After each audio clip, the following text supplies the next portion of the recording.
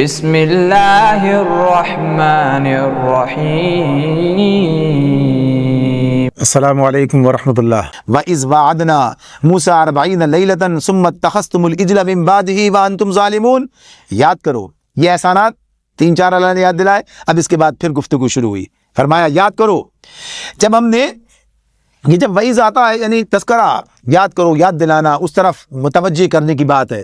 وعدنا موسیٰ 40 لیلہ، جب ہم نے موسیٰ کو 40 شبانہ روز کی قرارداد پر بلایا، پھر کیا ہوا؟ ثم اتخذتم العجل من بعدہ وانتم ظالمون، تو اس کے پیچھے تم بچھڑے کو اپنا معبود بنا بیٹھے، اس وقت تم نے بڑی زیادتی کی تھی۔ وانتم ظالمون یعنی اس معاملے میں کہ ابھی یہ ساری چیزیں دیکھی ہیں اور موسیٰ علیہ السلام شریعت لینے کے لیے گئے ہیں، اور پیچھے تم نے کیا کام کر ڈالا 40 دن کے اندر کہ بچڑے کو معبود بنا لیا۔ بڑا ظلم کیا، بڑا ظلم کیا۔ ثم عفونا عنکم من بعد ذلک، مگر اس پر بھی ہم نے تمہیں معاف کر دیا۔ لعلکم ذالک لعلکم تشکرون، شاید کہ اس کے بعد تم شکر گزار بن جاؤ۔ یعنی اللہ کی یہ مہربانی کہ اتنا بڑا جرم اس کے بعد بھی اللہ نے بہرحال معاف کیا، اور اس معافی کی تفصیل آتی ہے کہ پہلے سزا پھر معاف کیا، لیکن اس کے بعد بھی شکر گزاری کی وہ جو توقع تھی وہ پوری سامنے نہیں ہوتی۔ وَإِذْ آتَيْنَا مُوسَى الْكِتَابَ وَالْفُرْقَانَ لَعَلَّكُمْ تَهْتَدُونَ، اور یاد کرو ٹھیک اس وقت جب تم یہ ظلم کر رہے تھے، ہم نے موسیٰ کو کتاب اور فرقان عطا کی تاکہ تم اس کے ذریعے سے سیدھا راستہ پا سکو۔ فرقان وہ چیز جس کے ذریعے سے حق و باطل کا فرق نمایاں ہو جائے، کسوٹی جسے ہم کہتے ہیں۔ تو اللہ تعالیٰ فرماتے ہیں کیا؟ وَإِذْ آتَيْنَا مُوسَى الْكِتَابَ وَالْفُرْقَانَ، ہم نے موسیٰ کو کتاب اور فرقان دی، کس لیے دی گئی ہے؟ یہ لعلکم تہتدون، تاکہ تم ہدایت پاؤ۔ کتاب کس لیے دی جاتی ہے؟ تاکہ اس سے ہدایت حاصل کی جائے۔ کتاب کے دینے کا مقصد آپ دیکھیے قرآن مجید بار بار ہمارے سامنے اس بات کو دہرائے گا، بار بار یہ بات سامنے آئے گی۔ اس کا مقصد کیا ہے؟ ہدایت دینا، اور ہدایت سے ہدایت حاصل کرنا انسان کا کام ہے۔ فرمایا وَإِذْ قَالَ مُوسَىٰ لِقَوْمِهِ يَا قَوْمِ إِنَّكُمْ ظَلَمْتُمْ أَنفُسَكُمْ بِاتِّخَاذِكُمُ الْعِجْلَ۔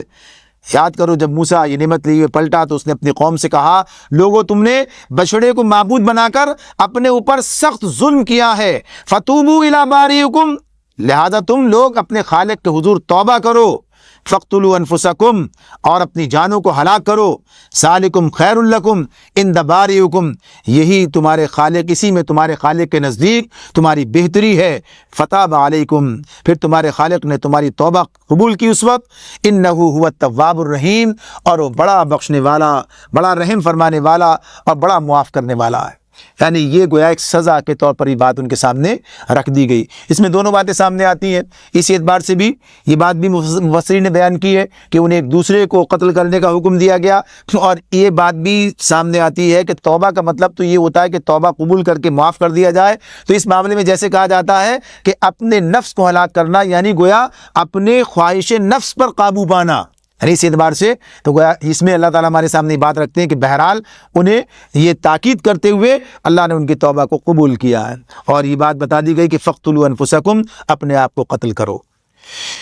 آگے فرمایا وَإِذْ قُلْتُمْ يَا مُوسَىٰ، اور یاد کرو وہ موقع بھی، یہ بار بار یاد دلانے کی بات ہو رہی ہے، یاد کرو وہ موقع جب تم نے موسیٰ سے کہا تھا لَن نُؤْمِنَ لَكَ حَتَّىٰ نَرَى اللَّهَ جَهْرَةً، کہ ہم تمہارے کہنے کا ہرگز یقین نہیں کریں گے جب تک کہ اپنی آنکھوں سے علانیہ اللہ کو تم سے کلام کرتے نہ دیکھ لیں۔ یعنی اتنی بڑی جرت جو ہے انہوں نے اس کا اظہار کیا کہ اللہ کو دیکھنے کا مطالبہ کیا موسیٰ علیہ السلام سے، ان کی بات ماننے سے انکار کیا۔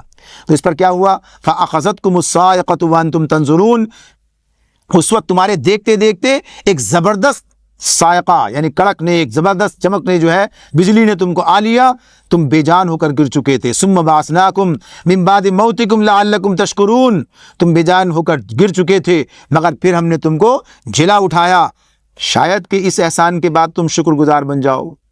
وَظَلَّلْنَا عَلَيْكُمُ الْغَمَامَ، ہم نے تمہارے اوپر بادلوں کا سایہ کیا، وَأَنزَلْنَا عَلَيْكُمُ الْمَنَّ وَالسَّلْوَىٰ، اور تمہارے لیے من و سلوہ کی غذا فراہم کی، کُلُوا مِن طَیِّبَاتِ مَا رَزَقْنَاکُمْ، کھاؤ جو پاک چیزیں ہم نے تمہیں بخشی ہیں، وَمَا ظَلَمُونَا، مگر تمہارے اسلاف نے جو کچھ کیا وہ ہم پر ان کا ظلم نہ تھا، وَلَٰكِن كَانُوا أَنفُسَهُمْ يَظْلِمُونَ، بلکہ وہ خود اپنے آپ پر ہی ظلم کر رہے تھے۔